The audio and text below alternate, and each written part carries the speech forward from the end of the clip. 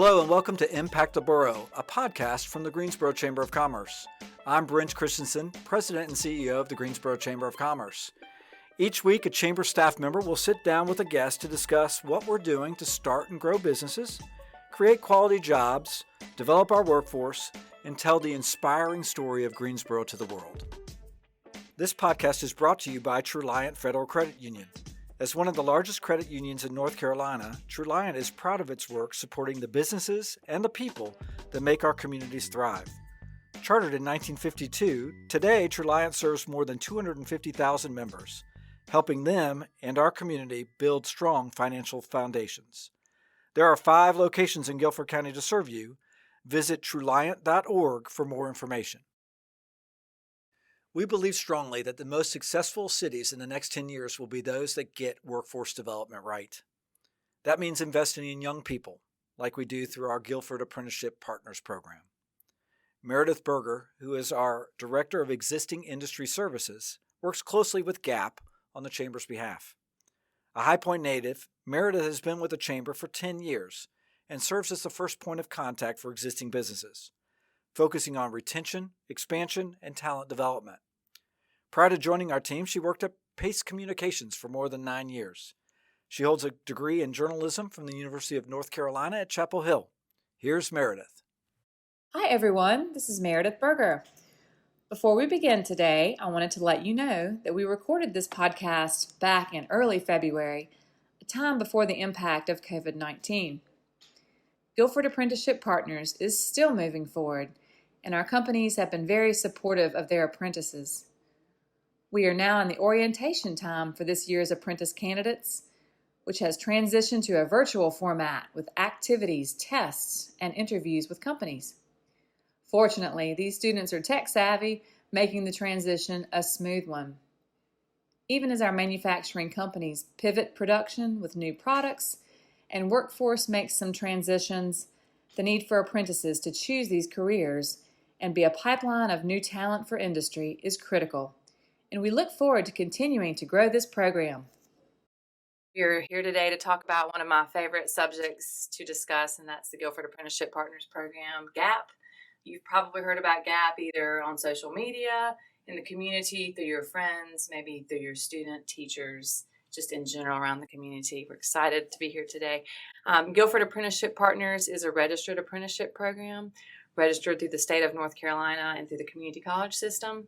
It is a 4-year program where juniors and seniors in high school are recruited to track through 4 years at Guilford Technical Community College, and then at the same time working at one of our local companies in 6 different tracks. Our tracks are advanced manufacturing, aviation, automotive, supply chain logistics, IT cybersecurity, and our field service, which is HVAC, plumbing, electrical. So we have 6 tracks now in our upcoming 5th year of GAP, so we're super excited about the program.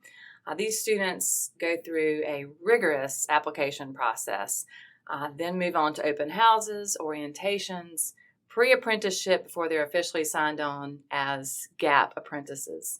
And to tell us a little bit more about that, I'm so happy to have with me today my guest, Courtney Smith with Machine Specialties and Peter Shoun with LC America. We're excited to have you here. Love to have them tell us a little bit more about themselves and what role they play in GAP. Sure. So I work for LC America, which is the American arm of an Italian snack pellet manufacturer. You know those little veggie straws that you might find in the supermarket? Those are the kinds of things we make. So we extrude those and then we sell them to our customers, who then will fry or air expand them and then season them from there. Mm-hmm. I'm the apprenticeship coordinator for LC America, along with Kendra Royster. Honestly, the whole company's really into the apprenticeship program. We really believe in it, and we're really excited to be a part of it. That's what makes you so successful, is that you have everyone on board with the program. That's wonderful. That's absolutely a part of it. Good. I work at Machine Specialties Incorporated. As you said, we are a precision machine shop. We make parts for aerospace, military, commercial, medical, things along those lines. I'm a second-year apprentice. There, I've really enjoyed it so far. Specifically with machine specialties, we have rotations where the apprentices can sort of get a feel for what areas they might enjoy in the shop. Since there may be some companies that will allow the apprentices, to go into just one field, say just maintenance. Machine specialties, since we take in so many apprentices, they tend to allow the students and the apprentices to pick whichever area they want to be in. We have 12 rotations for the first years, and then the second years you choose 4 out of those tracks that you mentioned earlier, and then they pick 3 of them to go for 3-month rotations in. What's been your favorite so far? I would say possibly the milling rotation has been my favorite. I really we had this one machine called the Yazda, and we have 3 of them, so we call it the Yazdaville, and I really liked working on those. They were a lot of fun. Awesome. Yeah. Milling. Okay. Mm-hmm. Very cool. What year are you there at Machine Specialties? This is your second? Yes, I'm a second year. Okay. Great. Awesome. Peter, tell me why LC America joined GAP, and tell us a little bit about the ROI and how GAP, the apprenticeship program, has changed the culture in your company. Sure. I'd be happy to. So we got involved with the apprenticeship program because it's difficult to find people who are already trained in our field. Our closest competitor is 700 miles away, and our closest cousins are in rubber and plastics manufacturing. And so as far as a food manufacturer, you're not standing out there over a kettle. You're working very highly sophisticated pieces of machinery. You're working some very difficult things because you're putting the dough under so much temperature and pressure that it ends up being a mostly sealed environment. So it's not your candy machines, it's not your Coke bottling. It's very highly automated, and it relies very heavily on people who are highly skilled. So what do we need? We need apprentices. Because truth be told, even if you come into the company as someone new to it, it's going to take a lot of training. It's going to take a lot of work, and it's going to take a long time before you're truly experienced enough to be able to create the products that we create. So what does that mean? It means that we have a longer view on what it's going to take to make someone a really, truly experienced and excellent member of the company. So apprenticeship is a natural fit where we started in Italy, but truth be told, it could be adapted for any company that's usually used to doing things in a slightly different way, but anyone who does need highly skilled employees. So the return on investment, it's not going to happen overnight. If your company wants it to show up on your paycheck in the next 2 weeks, it's not going to happen. But the fact of the matter is that's not the kind of people we're trying to hire. We don't want people to show up now and then 2 months later be gone. We want to hire them and employ them for decades. We want them to support the company and the community in the same way that we plan to be here. We are looking 20 years in the future, so we want people who are looking 20 years in the future as well.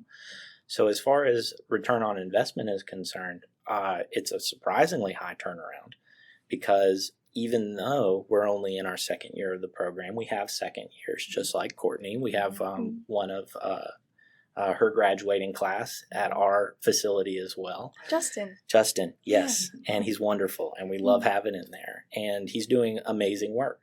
All of our apprentices are doing amazing work. As soon as we get them onto the floor and get them trained on some of the basics, they're there. They're ready. They're solid. And that's what we're looking for in employees. And it's a lot easier to have that kind of energy and that kind of hope and that kind of future thinking optimism to come from younger people than it is to try and source it from outside. It takes a lot of half the battle is attitude. And when these folks come in, we've spent so much time with them during the orientation process, during the pre-apprenticeship process. We know and we can guarantee that they're going to be ready to undertake that kind of commitment, the 4-year commitment. But on the flip side, that's the company committing to the student as well. Mm-hmm. And the company is absolutely all in on the student's development as a person, as well as an employee and as a student. Mm-hmm. That's awesome. Well, as Peter mentioned, this is a 4-year program where students spend 4 years, a couple days a week at Guilford Technical Community College and the rest of the time at the company. Mm-hmm. Tell us a little bit about the mentors that you have and your not so youthful workforce. Maybe how do they relate to the youth apprentices coming in as seniors and possibly recent graduates of high school, working with very senior level with lots of experience on the floor? How does that work, and how have you all made that a little smoother in your company? So you'll regularly run into people who are nervous about having really young people. Their last experience with teenagers may have been raising them, Right. and they're not exactly ready to have them working for them, and or to be training them on very expensive machinery that they themselves are concerned about breaking or damaging or fixing in some very expensive and important ways that are very time consuming. Mm-hmm. But the fact of the matter is that these students are focused, and they have that kind of community support behind them coming straight out of high school, that they, and the support from the community college as well. Guilford Tech's a fantastic partner in this endeavor, and we get to all come together to support the students and build their careers from the ground up. So it's a real opportunity here for both the students and the companies to see what's possible and what they can do. And honestly, some of the people who are most sticky about trying to introduce teenagers onto the work floor, they're the ones who end up being the biggest advocates of it and the most excited and the best mentors, because they are so ready to, and once they see how eager these students are to learn and to do a great job, that they get excited too, and it breathes some fresh air into the entire workforce. And we're not huge. We're not a big shop, but we do have a pretty good percentage of apprentices, and we love working with them. And our older employees definitely love working with them because they can see a future there for the company. I like it. Thank you, Peter. How has it been with you working with your mentors at MSI? I know MSI has a culture built around their apprentices with scheduled programming for not only your training, but for just real life experiences. Mm-hmm. But tell me a little bit about the mentorship at MSI. I will say one phrase that I've heard numerous times from more of the quote unquote normal workers is that they appreciate having the apprentices coming in when they're young, because they say that they can mold their workers to better understand their culture and environment as an apprentice, more so than a seasoned worker who's worked at, say, 12 different companies and has different types of learning experiences. They may have to unlearn what they've known to relearn for MSI, whereas with us, me being a 19-year-old apprentice, they can just tell me exactly how they want it to be done, and they'll know that I can do it, and I won't have any other type of information going through my head as to how I think it should be done differently, because I have no other experience. And so they really appreciate it. Good. That's wonderful. Let's turn it a little bit toward looking at the 138 or so GAP apprentices that we have.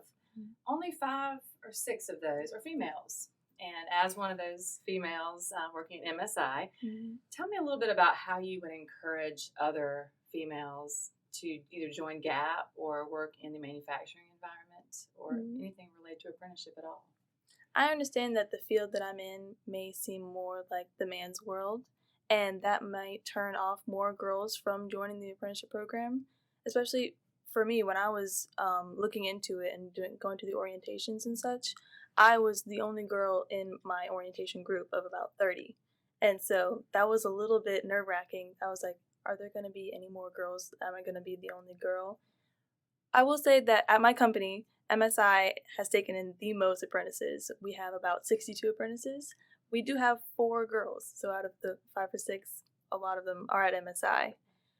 And I have gotten used to being around guys all the time because even in the company itself, out of maybe 180 quote-unquote normal workers, there's probably 20 women. And so I want to address to girls that it may be a man's world at the moment, but in the future it won't be. If you're interested in the field, then you should go forward and try and get a manufacturing degree or get an engineering degree, because if you're wired for that sort of thing, you shouldn't let anything like gender or possibly strength or anything along those lines hinder you from going for it. I know it's very important that our apprentices come in to some of the school visits with the high schools, especially some of the females, so that you can relate to some of the girls who might be interested in the program or have heard about the program and just don't really know much about it, or if it's something for them or not. So thank you for being a great example of that. No problem. So if there are any students who are considering apprenticeship and would like to know more about the GAP program, please ask your school counselor, your teachers, your principal, even your peers who may have heard about the program. It's certainly becoming more and more widespread throughout the county, not only the public schools, but also the private schools, charter schools, homeschool students, and more. So really getting the word out, but it's just best to go ahead and ask someone at your school if you are interested in joining the program.